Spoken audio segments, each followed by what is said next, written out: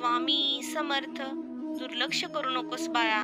मी तुझ्यासाठी काही खास योजना आखून ठेवल्या आहेत, ज्या तुला आयुष्यात खूप पुढे घेऊन जातील. तुझ्या आयुष्यात सुख, समृद्धी आणि आरोग्य घेऊन येतील. देव म्हणतो, निश्चिंत राहा. तुमचा पुढील आशीर्वाद तुम्हाला आश्चर्यकारक ठरेल, कारण परमेश्वर या क्षणी तुमची प्रार्थना ऐकत आहे.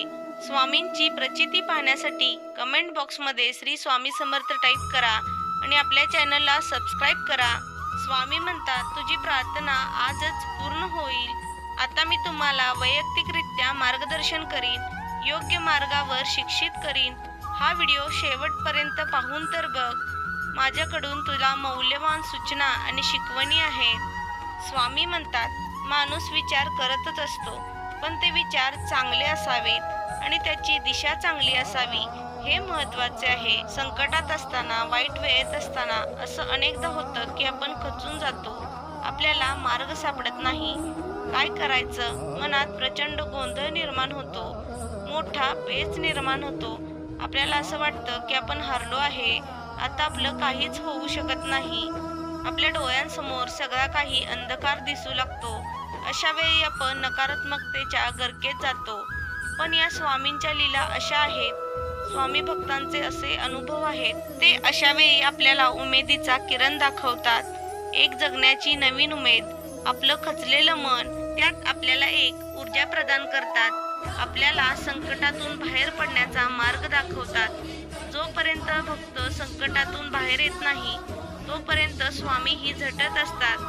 त्याला त्यातून बाहेर काढण्यासाठी कमीत कमी त्रास होऊन तो त्यातून बाहेर निघावा, त्याला योग्य मार्ग दिसावा, त्याचं सगळं छान आणि भलं व्हावं, हाच स्वामींचा नेहमी प्रयत्न असतो. एक महत्त्वाची गोष्ट लक्षात घ्या, जितका जास्त आपला स्वामींवरती विश्वास, तितकेच चांगले अनुभव, त्याची प्रचिती या सगळ्यात आपल्याला येणार आहे.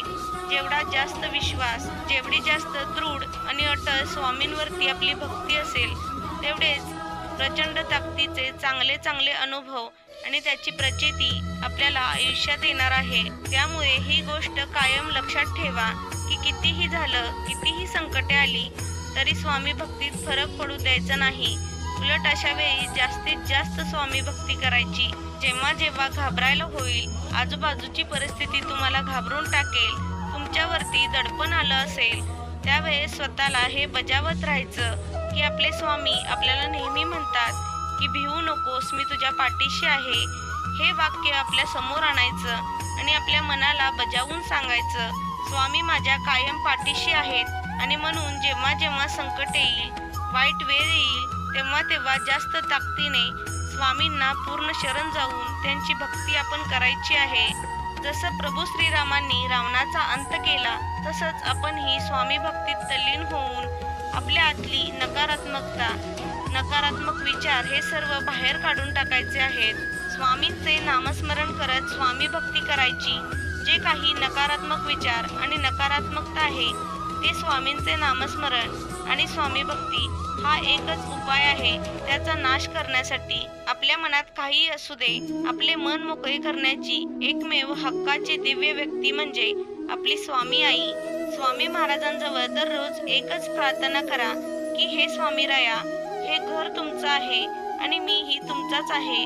तुम्ही जे काही माझ्यासाठी ठरवाल ते माझ्या भल्यासाठी असेल. तुम्ही काहीही करा, पण माझं मन विचलित होऊ देऊ नका.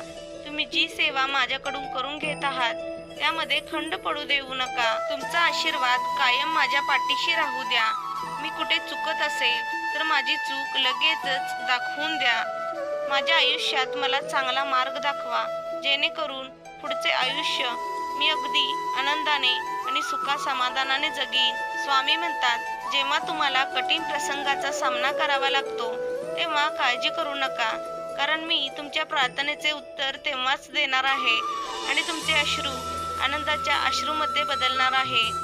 तर आत्तापासूनच तुम्ही मनात ठरवा की जास्तीत जास्त स्वामींचे नामस्मरण करायचे, जास्तीत जास्त स्वामी भक्ती करायची आणि स्वामींच्या जवळ जाण्याचा मनापासून पूर्ण श्रद्धेने, पूर्ण समर्पण भावाने प्रयत्न करायचे.